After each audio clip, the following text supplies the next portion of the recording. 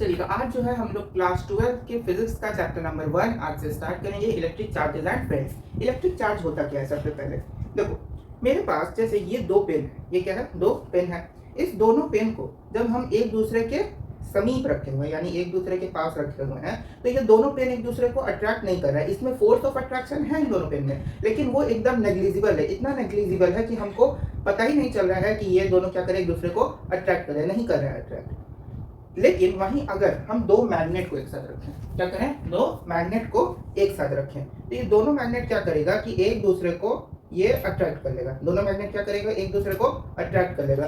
तो मैग्नेट जब एक दूसरे को अट्रैक्ट कर रहा है, लेकिन वहीं जो पेन है वो क्या करे? एक दूसरे को अट्रैक्ट नहीं कर रहा है। तो इन दोनों में डिफरेंस क्या है? मतलब किस कारण से ऐसा है कि मैग्नेट जो है वो तो एक दूसरे को अट्रैक्ट कर रहा है, लेकिन पेन जो है वो नहीं कर रहा है। तो इसका कारण सिंपल है कि मैग्नेट में एक ऐसा प्रॉपर्टी होता है जिसके कारण वो जो है एक दूसरे को अट्रैक्ट करते हैं, और उस प्रॉपर्टी को साइंटिस्ट क्या बोल दिए? पोल। उस प्रॉपर्टी को साइंटिस्ट बोल दिए पोल। उसी तरीके से मेरे पास जो इलेक्ट्रॉन, प्रोटॉन और न्यूट्रॉन होता है, यानी फंडामेंटल पार्टिकल्स होते हैं, ये भी क्या करते हैं? एक दूसरे को अट्रैक्ट करते हैं। ये क्या है? फंडामेंटल पार्टिकल्स, यानी ये इलेक्ट्रॉन, प्रोटॉन और न्यूट्रॉन। तो जब हम लोग दो चार्ज को दो इलेक्ट्रॉन को एक साथ लाए, यानी दो जब इलेक्ट्रॉन्स को एक साथ लाए, तो वो क्या किया कि एक दूसरे को रिपेल किया। वो क्या किया? एक दूसरे को रिपेल किया। तो रिपेल किया तो उसका कुछ फोर्स लग रहा होगा। तो इस ये जो रिपेल करने का, और कुछ इलेक्ट्रॉन को लाया गया, कुछ फंडामेंटल पार्टिकल्स क्या कर रहे थे? एक दूसरे को रिपेल कर रहे थे, और कुछ फंडामेंटल पार्टिकल्स क्या कर रहे थे? एक दूसरे को अट्रैक्ट कर रहे थे। तो ये रिपल और अट्रैक्ट होने का जो नेचर है ना फंडामेंटल पार्टिकल्स का, इसी को हम लोग जो है क्या बोल दिए? चार्ज। इसी को हम लोग बोल दिए चार्ज। मैग्नेटिक फील्ड में, यानी मैग्नेट के केस में उसको हम लोग बोले पोल, और इसके केस में उसको हम लोग बोल दिए चार्ज। बात समझ में आई? यानी the ability of the fundamental particle due to which it can exert or repel the other fundamental particle is known as electric charge. बात समझ में आई? इलेक्ट्रिक चार्ज क्या होता है? इलेक्ट्रिक चार्ज को हम लोग या तो कैपिटल क्यू या स्मॉल क्यू से क्या करते हैं? डिनोट करते हैं। इलेक्ट्रिक चार्ज जो होता है, इलेक्ट्रिक चार्ज एक वर्ड है इलेक्ट्रिसिटी। इलेक्ट्रिसिटी जो है एक ग्रीक वर्ड से आया है। इसका मतलब ग्रीक वर्ड कौन से? इलिकेट्रोन। इसका मतलब होता है एम्बर। इसका मतलब क्या होता है? एम्बर। एक ग्रीक वर्ड से आया है। इलेक्ट्रिक चार्ज के कारण जो फिजिकल फिनोमिना क्रिएट होता है, जिस फिजिकल फिनोमिना का हम लोग स्टडी करते हैं, created by electric charge is known as electricity. उसी को हम लोग क्या बोलते हैं? इलेक्ट्रिसिटी। इलेक्ट्रिसिटी जो होता है वो दो तरह का होता है। कौन कौन? पहला होता है स्टैटिक और दूसरा होता है करंट। स्टैटिक इलेक्ट्रिसिटी क्या होता है?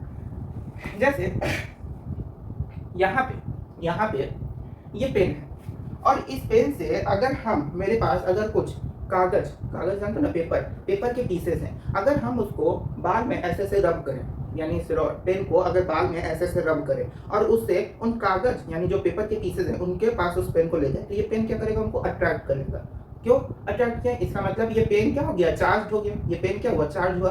तो इस केस में चार्जेस तो है, लेकिन वो स्टैटिक पोजीशन में है, क्योंकि यहाँ पे कोई मूवमेंट नहीं हो रहा है। ये केवल हम इसको रब किया, यहाँ लाए, और ये क्या किया? उसको अट्रैक्ट कर लिया। तो इससे कोई मूवमेंट नहीं हो रहा, मोशन नहीं हो रहा। तो इसको हम लोग जो है स्टैटिक इलेक्ट्रिसिटी बोलते हैं। और स्टैटिक इलेक्ट्रिसिटी का ही दूसरा नाम क्या होता है? इलेक्ट्रोस्टैटिक या फ्रिक्शनल इलेक्ट्रिसिटी भी इसको बोलते हैं। फ्रिक्शनल इलेक्ट्रिसिटी, जिसको सबसे पहले जो है हेल्स ने 600 BC में डिस्कवरी किया था। किसका? इलेक्ट्रोस्टैटिक या स्टैटिक इलेक्ट्रिसिटी का। दूसरा चीज है आपका करंट इलेक्ट्रिसिटी। करंट इलेक्ट्रिसिटी क्या होता है? करंट इलेक्ट्रिसिटी वही सर्किट और बल्ब में जो देखते हैं, जिसमें करंट जब फ्लो करता है, यानी करंट जब मोशन में होता है, तो उसी को हम लोग क्या बोलते हैं? Current electricity. यानी चार्ज जो होते हैं, चार्ज पार्टिकल, जो फंडामेंटल पार्टिकल्स होते हैं, वो जब फ्लो करते हैं तो वो क्या हो जाएगा? चार्ज पार्टिकल जब फ्लो किए तो करंट इलेक्ट्रिसिटी। चार्ज पार्टिकल जब रेस्ट में है तो वो क्या हो गया? Static electricity. करंट इलेक्ट्रिसिटी को बेंजामिन फ्रैंकलिन के द्वारा डिस्कवर किया गया था। चार्ज हम लोग पढ़ चुके, क्या होता है, कैसे आया, कहाँ से आया, चार्ज से क्या होता है? इलेक्ट्रिसिटी आती है। ये जो चार्ज है इसको हम लोग कैपिटल क्यू या स्मॉल क्यू से डिनोट करते हैं। अगर बहुत थोड़े से यानी शॉर्ट इंटरवल में अगर कोई चार्ज पार्टिकल है तो उसको हम लोग, जैसे शॉर्ट इंटरवल ऑफ डिस्टेंस को याद है, शॉर्ट इंटरवल ऑफ डिस्टेंस को हम लोग dx से डिनोट करते थे। उसी तरीके से अगर शॉर्ट इंटरवल यानी बहुत थोड़ा सा अगर कहीं चार्ज है तो उसको हम लोग जो है dq से रिप्रेजेंट करते हैं। उसको किससे रिप्रेजेंट करते हैं? dq से। चार्ज जो होता है ना वो एक स्केलर फिजिकल क्वांटिटी होता है। चार्ज क्या होता है? स्केलर फिजिकल क्वांटिटी होता है, क्योंकि ये चार्ज क्या होता है? The product of current and time. तो जो करंट है ये भी क्या है? स्केलर क्वांटिटी है। टाइम जो है ये भी क्या है? स्केलर क्वांटिटी है। तो दोनों स्केलर क्वांटिटी का प्रोडक्ट भी क्या होगा? स्केलर फिजिकल क्वांटिटी होगा। साथ ही साथ चार्ज का यूनिट क्या होता है? ऐसा यूनिट एम्पियर पर सेकेंड, जिसको कि कूलम भी बोला जाता है। 1 एम्पियर पर सेकेंड जो होता है 1 कूलम के बराबर होता है। 1 एम्पियर पर सेकेंड किसके बराबर होता है? 1 कूलम के बराबर होता है। अच्छा, इसका जो डायमेंशनल फॉर्मूला होता है, चार्ज का डायमेंशनल फॉर्मूला क्या हो जाएगा? करंट को हम लोग या तो कैपिटल ए या कैपिटल आई से डिनोट करते हैं, टाइम को कैपिटल टी से। तो इसका डायमेंशनल फॉर्मूला क्या हो जाएगा? किसका? चार्ज का।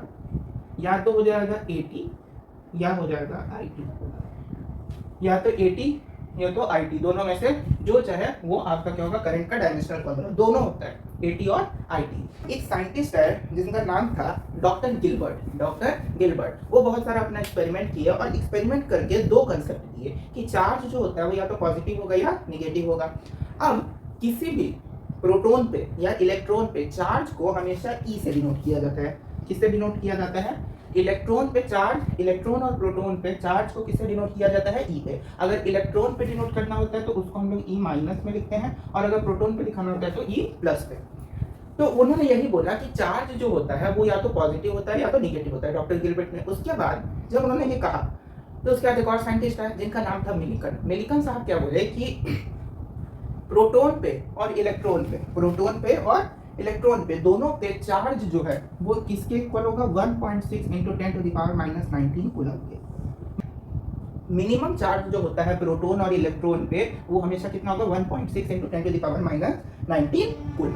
इतना चीज वो बोले। यहाँ से ये चीज मिलिकन साहब ने कहा कि इलेक्ट्रॉन और प्रोटॉन पे जो मिनिमम चार्ज होगा वो कितना होगा? 1.6 इंटू 10⁻⁻19 कूलम, और न्यूट्रॉन पे तो जीरो होगा। तो अल्फा पार्टिकल जो होता है उस पे चार्ज कितना होगा? तो charge on alpha particle is equal to 2 times charge on proton. यानी प्रोटॉन पे जितना चार्ज होगा उसका 2 टाइम्स चार्ज होगा अल्फा पार्टिकल पे। इसको अगर मल्टीप्लाई करें तो आ जाएगा 3.2 इंटू 10⁻⁻19 कूलम। ये किस पे आ गया? अल्फा पार्टिकल पे चार्ज आ गया। अब इसके बाद मास से रिलेटेड पूछा गया, क्योंकि हम लोग के सिस्टम में एक चीज होता है मोमेंटम। मोमेंटम के लिए मास जरूरी होता है कि नहीं? लेकिन यहाँ पे रिलेशन नहीं है मोमेंटम से, अभी यहाँ रिलेशन नहीं, अभी यहाँ पे मास जानते हैं। तो मास ऑफ इलेक्ट्रॉन हम लोग को बताया गया, मास ऑफ इलेक्ट्रॉन होता है 9.1 into 10⁻31 kg। Mass of proton होता है 1.672 into 10⁻⁻27 kg। Mass on neutron होता है 1.675 इंटू 10⁻⁻27 kg।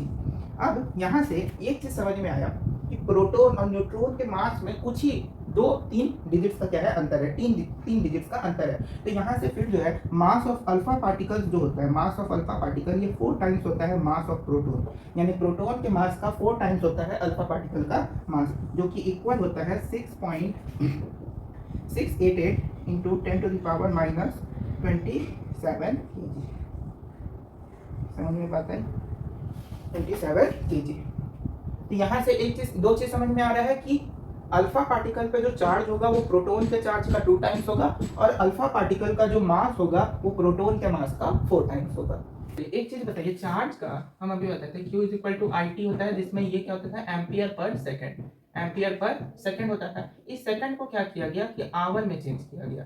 क्यों किया गया? क्योंकि चार्ज का जो कमर्शियल या पार्शियल यूनिट जो चार्ज का है वो क्या है? Ampere hour. और वही 1 एम्पियर आवर कितने के बराबर होता है? 3600 कूलम के। 1 एम्पियर आवर 3600 कूलम के बराबर होता है।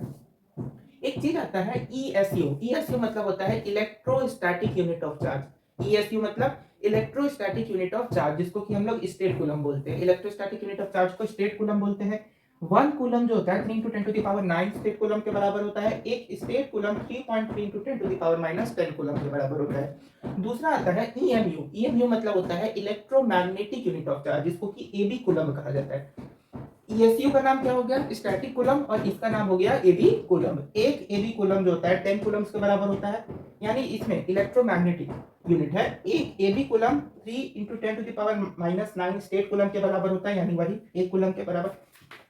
एक स्टेट कूलम 3.3 × 10⁻11 AB कूलम के बराबर होता है। चार्ज का जो सबसे ग्रेटेस्ट यूनिट है, चार्ज का सबसे ग्रेटेस्ट यूनिट क्या है? फैराडे। चार्ज का सबसे ग्रेटेस्ट यूनिट क्या होता है? फैराडे। एक फैराडे जो होता है 96,500 कूलम के बराबर होता है। और जो स्मॉलेस्ट यूनिट होता है चार्ज का, उसका नाम क्या है? फ्रैंकलिन। स्मॉलेस्ट यूनिट जो हो जाएगा, स्मॉलेस्ट यूनिट हो जाता है फ्रैंकलिन। फ्रैंकलिन। एक स्टेट कूलम जो होता है, एक स्टेट कूलम एक फ्रैंकलिन के बराबर होता है। एक स्टेट कूलम एक फ्रैंकलिन के बराबर होता है। तो सबसे बड़ा चार्ज हो गया आपका फैराडे, क्योंकि ग्रेटेस्ट यूनिट ऑफ चार्ज क्या है? फैराडे। उससे थोड़ा सा कम हुआ 1 एम्पियर आवर। यानी एक सीक्वेंस बनाते हैं कि सबसे पहले आ जाता है 1 फैराडे, फिर उससे छोटा 1 एम्पियर आवर, फिर उससे छोटा 1 एबी कूलम, फिर उससे छोटा 1 कूलम, फिर उससे छोटा 1 स्टेट कूलम। देखो यहां से हम नोट कर लेंगे 1 फैराडे सबसे ग्रेटेस्ट यूनिट फैराडे, उससे छोटा एम्पियर आवर, उससे छोटा 1 एबी कूलम, फिर उससे छोटा 1 कूलम, फिर उससे छोटा 1 स्टेट कूलम। इसको कॉपी में इसी तरीके से नोट कर लेंगे कि सबसे बड़ा फैराडे, फिर उससे छोटा 1 एम्पियर आवर, फिर उससे छोटा 1 एबी कूलम, फिर उससे छोटा 1 कूलम, फिर उससे छोटा 1 स्टेट कूलम। चार्ज बॉडी क्या होता है? कोई भी बॉडी जिसमें चार्ज हो वो क्या होगा? चार्ज बॉडी या इलेक्ट्रिफाइड बॉडी। और जिस बॉडी में चार्ज नहीं होगा वो क्या होगा? वो क्या होगा? Neutral body. यानी एटम की कोई एग्जांपल लेते हैं। एटम क्या है? इलेक्ट्रिकली न्यूट्रल है, क्योंकि जितना नंबर ऑफ उसमें प्रोटॉन है उतने क्या है? इलेक्ट्रॉन है। जैसे सोडियम है, सोडियम में से अगर एक इलेक्ट्रॉन को हम लूज किया तो ये चार्ज हो गया। एल्यूमिनियम है, उसमें से 3 इलेक्ट्रॉन्स को लूज किया तो वो चार्ज हो गया। तो चार्ज कब हो रहा है बॉडी? यानी चार्ज बॉडी के चार्ज होने का जो प्रोसेस है उसी को हम लोग इलेक्ट्रिफिकेशन भी बोलते हैं। तो बॉडी इलेक्ट्रिफिकेशन कब हो रहा है? बॉडी का बॉडी चार्ज कब हो रहा है? जब उस पर इलेक्ट्रॉन ट्रांसफर कर रहा है, यानी transfer of electron, exchange of electron. अब अगर इलेक्ट्रॉन जो होता है लूज करता है तो पॉजिटिव चार्ज, अगर इलेक्ट्रॉन गेन करता है तो निगेटिव चार्ज। अगर इलेक्ट्रॉन के लूज और गेन होने के प्रोसेस में जो एनर्जी लगता है उसको हम लोग बाइंडिंग एनर्जी बोलते हैं। यानी बाइंडिंग एनर्जी कितना ज्यादा तेज, अगर कोई प्रोटॉन है वो इलेक्ट्रॉन को बहुत टाइटली बाउंड किया हुआ है, बाइंड किया हुआ है, तो वो लूज नहीं कर पाएगा। लेकिन अगर बहुत मतलब टाइटली जो है उसको बाइंड करके नहीं रखा है तो वो लूज कर जाएगा। तो इलेक्ट्रॉन के लूज और गेन होने का टोटल डिपेंडेंस किस पे होता है? बाइंडिंग एनर्जी पे होता है। अब इलेक्ट्रॉन जब ट्रांसफर करता है तो वो अपने साथ जो है अपना चार्ज और अपना मास को साथ ले जाएगा। ऐसा तो है नहीं कि इलेक्ट्रॉन अगर एक एटम से दूसरे एटम में गया तो अपने चार्ज और मास को वहीं छोड़ देगा, ऐसा तो नहीं होगा। इलेक्ट्रॉन अपने मास और चार्ज को ले जाएगा। तो चार्ज और मास का जो रेशियो होता है उसी को हम लोग स्पेसिफिक चार्ज बोलते हैं। स्पेसिफिक चार्ज क्या होता है? The ratio of charge and mass of a particle is known as specific charge, जिसमें स्पेसिफिक चार्ज क्या हो जाएगा? Q अपॉन m, जिसमें Q का यानी चार्ज का यूनिट क्या होता है? कूलम। मास का क्या होता है? kg। तो ये भी एक स्केलर क्वांटिटी है, ये भी क्या है? स्केलर क्वांटिटी है स्पेसिफिक चार्ज। तो इसका यूनिट क्या हो जाएगा? Coulomb kg। इसका यूनिट क्या हो जाएगा? Coulomb kg। और इसका डायमेंशनल फार्मूला क्या हो जाएगा? कूलम। यानी चार्ज का क्या होता है? चार्ज का हम लोग अभी पढ़े AT या IT, और मास जो है वो नीचे है, तो मास का क्या हो जाएगा? Capital M। तो ये अगर कैपिटल M, तो इसको अगर ऊपर करें तो चार्ज, स्पेसिफिक चार्ज का डायमेंशनल फार्मूला क्या हो जाएगा? ATM इनवर्स या ITM इनवर्स। ITM इनवर्स लिखे या ATM इनवर्स लिखे, दोनों क्या होगा? चार्ज का, स्पेसिफिक चार्ज का डायमेंशनल फार्मूला होगा। बात समझ में आई? अब इलेक्ट्रॉन पे और प्रोटॉन पे दोनों पे स्पेसिफिक चार्ज होता कितना है? इलेक्ट्रॉन पे स्पेसिफिक चार्ज होता है 1.78 into 10 to the power 11 coulomb kg। कितना होता है स्पेसिफिक चार्ज ऑन इलेक्ट्रॉन? यहाँ लिख दे रहे हैं, इलेक्ट्रॉन पे स्पेसिफिक चार्ज होता है 1.78 into 10 to the power 11 coulomb kg। और प्रोटॉन पे जो स्पेसिफिक चार्ज होता है वो होता है 9.5 into 10 to the power 6 kg, 6 coulomb kg, 10 to the power 6 coulomb kg। तो ये हो गया आपका specific charge. Charge on electron, यानी इलेक्ट्रॉन और प्रोटॉन पे चार्ज कितना होगा? 1.6 into 10 to the power -19 coulomb. और स्पेसिफिक चार्ज क्या होगा इलेक्ट्रॉन और प्रोटॉन पे? तो दोनों का सेपरेट होगा। स्पेसिफिक चार्ज क्या होता है? जिसमें मास और चार्ज का रेशियो हो। चार्ज और मास के रेशियो को स्पेसिफिक चार्ज बोलते हैं। और केवल चार्ज क्या होता है? Minimum amount of charge on the proton and electron. Electron और प्रोटॉन पे मिनिमम कितना रह सकता है, वो इतना चीज समझना।